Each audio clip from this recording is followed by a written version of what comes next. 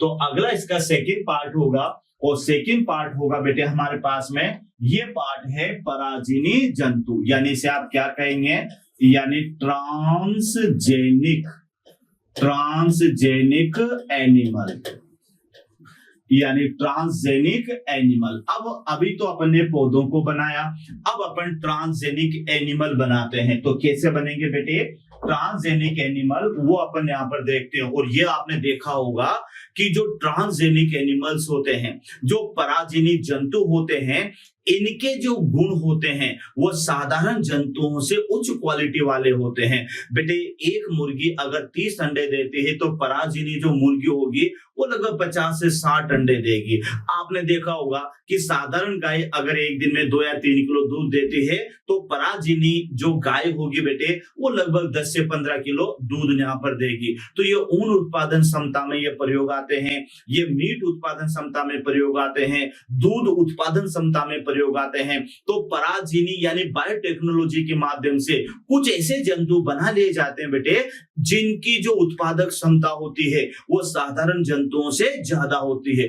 उसके अलावा ये जो जंतु होते हैं ये आनुवांशिकी जो डिजीज होती है उसके उत्पादन में या उसके एनालिसिस करने में भी इनका यूज लिया जाता है। तो वो सारी चीजें यहाँ पर देखेंगे तो किस तरह से अपन यहाँ पर इनको लेंगे। ये सबसे पहले अपन यहाँ लेंगे कि ये वांछित जीन है, वांछित जीन। अब वांछित जीन को अपन किसी जाइगोट के साथ में जोड़ेंगे, है ना, जाइगोट या फिर कोई कोशिका।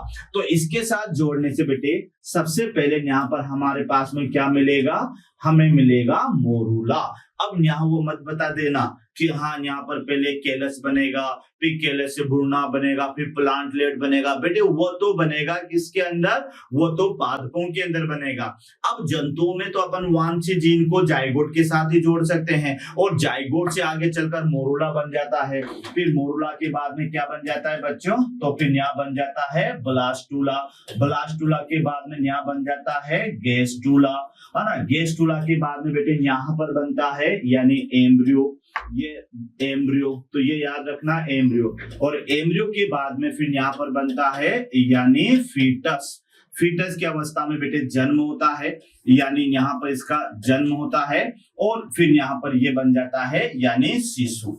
तो इस तरह से, और शिशु के बाद में ये वयस्क बनता है। तो आगे की प्रोसीजर है। तो यहाँ आप ध्यान से देख ले कि वांछित जीन को अपन टारगेट कोशिका के साथ में प्रवेश करवाएंगे तो फिर बेटे ये भ्रूणी अवस्था होती हुई और वह बच्चा और बच्चे का जन्म होगा, और इसी के साथ में आगे वयस्क में भी बदल जाएगा। तो फिर इसको आप कैसे याद करेंगे, यानी बेटे वही आनुवांशिकी अभियांत्रिकी द्वारा,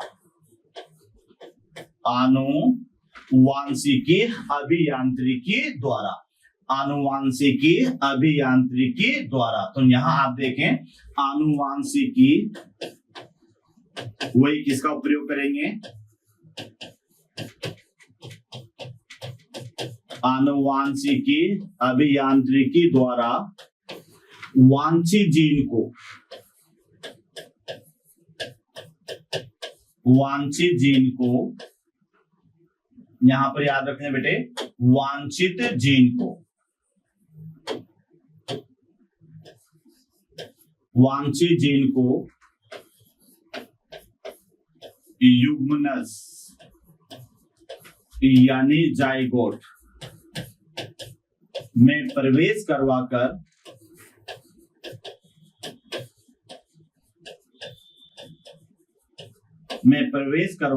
उच्च गुणों वाले, ये याद रखना बेटे, उच्च गुणों वाले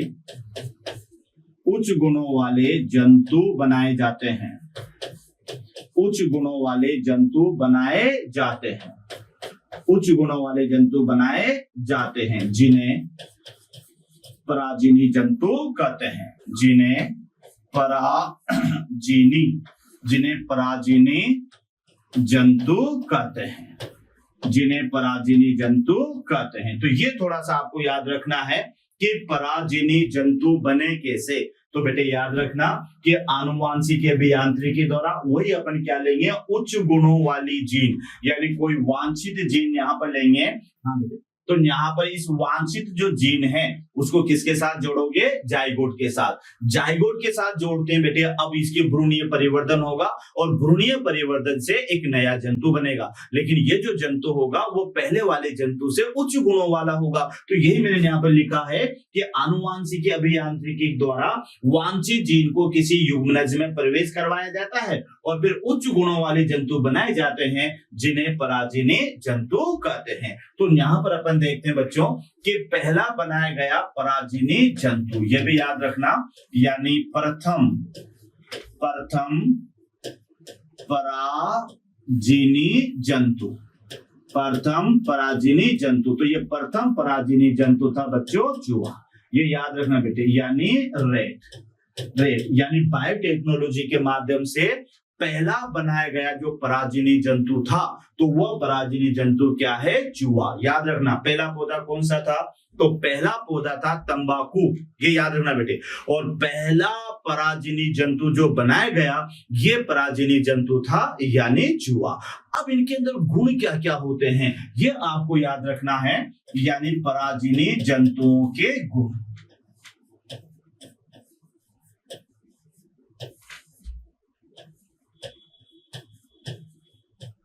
पराजिनी जंतुओं के गुण, पराजिनी जंतुओं के गुण। तो इन गुणों में अपन पहला गुण ये लेंगे बेटे, यानी पहला गुण ध्यान रखना, प्रोटीन उत्पादन क्षमता। प्रोटीन उत्पादन क्षमता अधिक।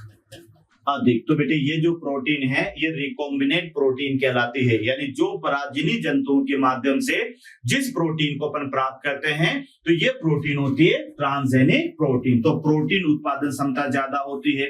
उसके बाद में बेटे याद रखना, यानी दूध कोमा मांस कोमा अंडे, दूध कोमा मांस कोमा अंडे उत्पादन क्षमता, उत्पादन क्षमता अधिक, उत्पादन क्षमता अधिक। यानी यहां पर देख लें, दूध मांस अंडे उत्पादन क्षमता ज्यादा होती है। यानी बेटे ऐसे ऐसे गाय, ऐसे ऐसी मुर्गियां और ऐसे ये पिग वगैरह बना लिए गए हैं जिनसे दूध ज्यादा मिलता है, अंडे ज्यादा मिलते हैं, या यहाँ से बेटे जो है मीट ज्यादा मिलता है। तो यहाँ देख ले आप कि इन पराजिनी जंतुओं में दूध उत्पादन क्षमता ज्यादा होना चाहिए बेटे, इनके अंदर मांस उत्पादन क्षमता ज्यादा होती है और साथ में ये अंडे उत्पादन क्षमता भी ज्यादा होती है। उसके अलावा बेटे जो ऊन होती है, ऊन उत्पादन क्षमता ये भी ज्यादा होती है, उत्पादन क्षमता, ऊन उत्पादन क्षमता भी अधिक होती है। ये भी याद रखना, क्योंकि साधारण जो भेड़ होती है ना बेटे उसकी तुलना में जो पराजिनी भेड़ होगी इसमें ऊन उत्पादन क्षमता सर्वाधिक होती है। तो ये भी आपको याद रखना है कि इस तरह से इनसे ये प्राप्त किया जाता है। उसके बाद में बेटे इनका जो उपयोग होता है, यानी चौथे नंबर पर आपको याद रखना है कि ये जो पराजिनी जंतु है प्रोटीन उत्पादन क्षमता तो होती है, लेकिन साथ में इन्हें वृद्धि व इंसुलिन, वृद्धि व इंसुलिन उत्पादन क्षमता, उत्पादन क्षमता, तो ये भी याद रखना बेटे, उत्पादन क्षमता यानी अधिक।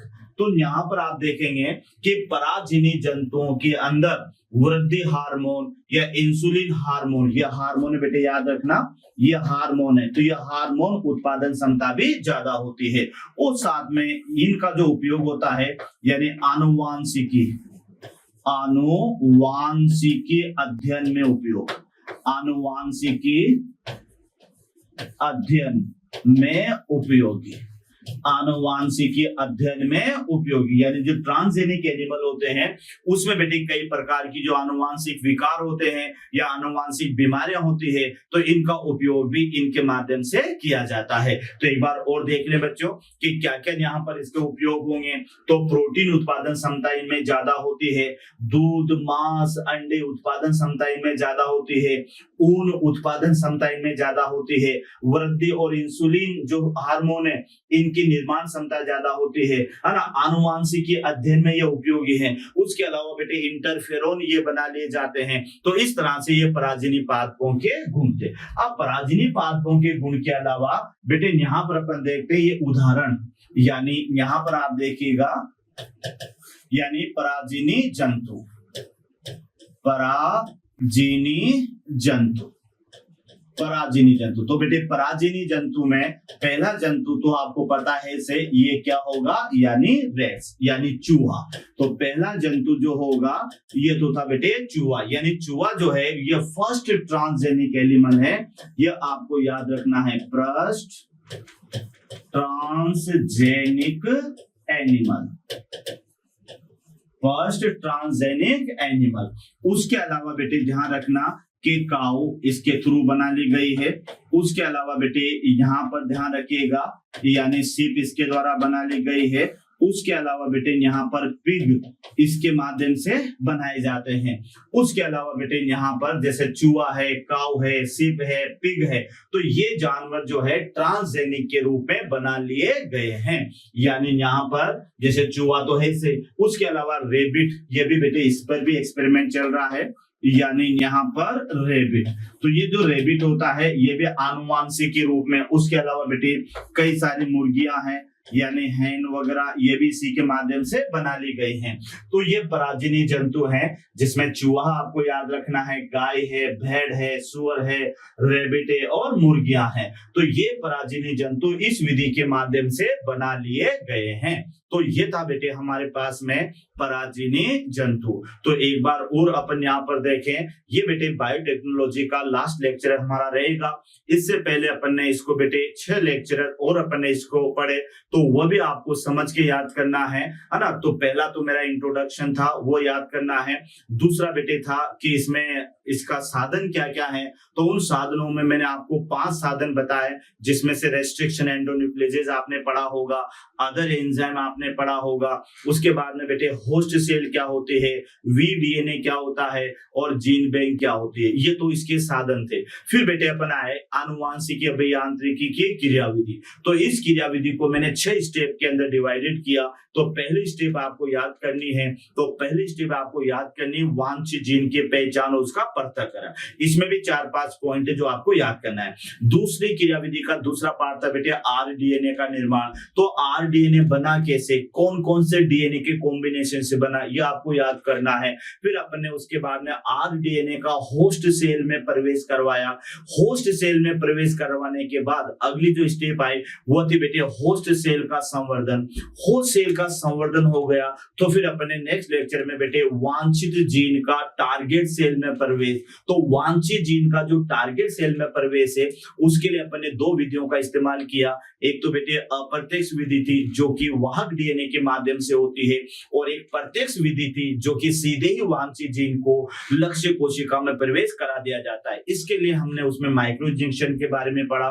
उसके अलावा बेटे जो है जीन गन के बारे में पढ़ा, इलेक्ट्रोपोरेशन मेथड के बारे में पढ़ा और केमिकल मेथड के बारे में पढ़ा। उसके बाद में बेटे ये जो बायोटेक्नोलॉजी है इससे हमने कौन कौन से छठी जो अवस्था है तो वांछित जीन से उत्पादों का निर्माण। तो वांछित जीन से उत्पादों का निर्माण अपन ने बायोरिएक्टर में करवाया। तो वहां पर बेटे ट्रांसजेनिक एनिमल भी इसके माध्यम से बनाए जाते हैं और साथ में ट्रांसजेनिक प्लांट भी होते हैं। तो बेटे इस लेक्चर में अपन ने ट्रांसजेनिक प्लांट और ट्रांसजेनिक एनिमल के बारे में पढ़ा, जिससे आपको ये पता लगा होगा कि ट्रांसजेनिक प्लांट होते हैं तो बेटे इनके अंदर साधारण पौधों से उच्च क्वालिटी वाले कैरेक्टर यहाँ पर प्रेजेंट होते हैं, और जो ट्रांसजेनिक एनिमल होते हैं इनके अंदर भी साधारण जंतुओं की तुलना में उच्च गुणों वाले कैरेक्टर मौजूद होते हैं। तो ये था बेटे हमारे पास में, यानी ट्रांसजेनिक प्लांट एंड ट्रांसजेनिक पौधा। तो ये बेटे यहाँ पर आपको याद रखना है।